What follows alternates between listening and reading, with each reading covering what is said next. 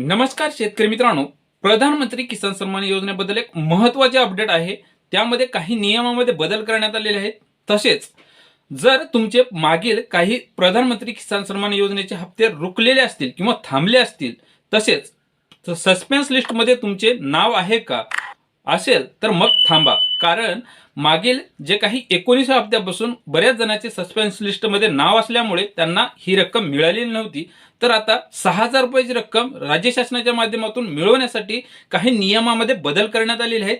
नेमकं ही 6,000 रुपयाची रक्कम कोणाला मिळणार आहे याबद्दल आज आपण सविस्तर जाणून घेण्याचा प्रयत्न करणार आहोत। नेमकं कोणत्या नियमामध्ये बदल करण्यात आलेले आहेत आणि कोणत्या गोष्टी अनिवार्य करण्यात आलेल्या आहेत याबद्दलही थोडक्यात जाणून घेण्याचा आपण या व्हिडिओमध्ये प्रयत्न करणार आहोत।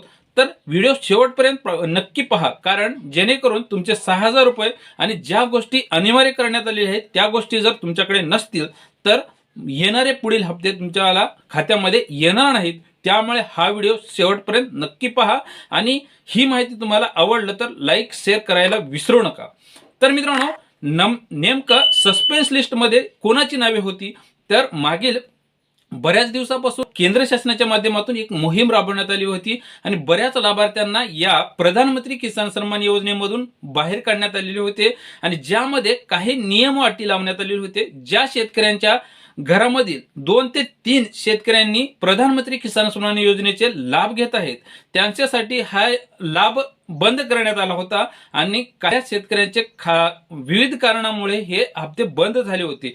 अशा शेतकऱ्यांना साधारणली आता या सस्पेन्स लिस्टमध्ये ज्यांची नावे होती त्यांना साधारणली 6,000 रुपयाची रक्कम मिळणार आहे। म्हणजेच 19, 20 आणि 21 मिळून 2,000 अधिक 2,000 अधिक 2,000 मिळून 6,000 रुपयाची रक्कम म्हणजे या केंद्र शासनाच्या माध्यमातून मिळवण्याचं नियमात बदल करण्याचं हे ठरवण्यात आलेलं आहे। काही एक दिवसामध्ये त्यांच्या खात्यामध्ये 6,000 रुपयाची रक्कम जमा होणार आहे।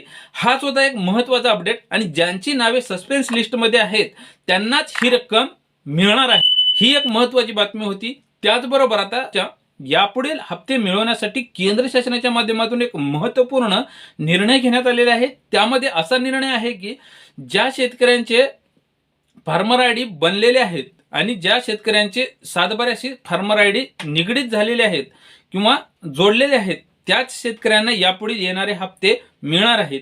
आणि खरंच आणि सस्पेन्स लिस्टमध्ये जे काही शेतकरी आहेत त्यांना यापुढे हप्ते मिळतील का याबद्दलचा जेही काही अपडेट येईल आणि ज्या शेतकऱ्यांचे जर फार्मर आयडी तयार झालेले नसतील तर त्या शेतकऱ्यांना हे हप्ते मिळणार नाहीत हे मात्र नक्की झालेले आहे। आणि फार्मर आयडी प्रधानमंत्री किसान सन्मान योजनेच्या खात्याला जॉईंट करणं गरजेचं झालं आहे। फार्मर आयडी हे अनिवार्य करण्यात आलेले आहे। यासमोर येणाऱ्या 22 हप्ता जर मिळवायचा असेल तर तुमच्याकडे फार्मर आयडी असणं गरजेचं आहे। त्याचबरोबर कोणत्याही योजनेचा लाभ घेण्यासाठी शेतीविषयक कोणत्याही योजनेचा लाभ घेण्यासाठी शेतकऱ्यांकडे फार्मर आयडी असणं गरजेचं आहे, असणं अनिवार्य करण्यात आलेलं आहे।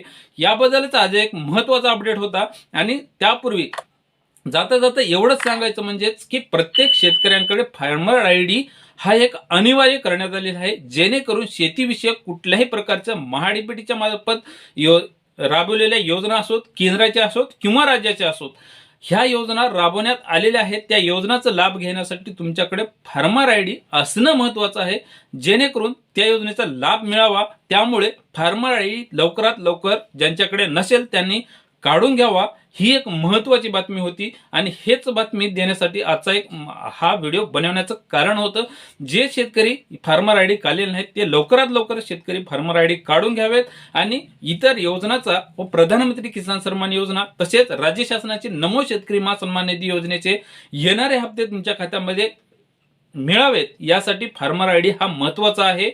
ज्या शेतकऱ्यांना ही माहिती मिळाली नसेल त्या शेतकऱ्यापर्यंत अवश्य शेअर करण्याचा प्रयत्न करा, जेणेकरून ज्या शेतकऱ्यांकडे फार्मर आयडी नसेल आणि ज्या शेतकऱ्यांना माहीत नसेल त्या शेतकऱ्यांना अवश्य शेअर करा, जेणेकरून त्यांचाही या माहितीपासून लाभ होईल। तर मित्रांनो, अशा नवनवीन अपडेटसाठी या चॅनलला नक्की सबस्क्राईब करा, जेणेकरून अशा नवनवीन व्हिडिओची आणि ह्या नवनवीन अपडेटची माहिती तुमच्यापर्यंत पोहोचत राहील। पुन्हा भेटूयात अशाच नवीन माहितीसह। तोपर्यंत तुमची व तुमच्या जवळच्या माणसांची काळजी घ्या। धन्यवाद।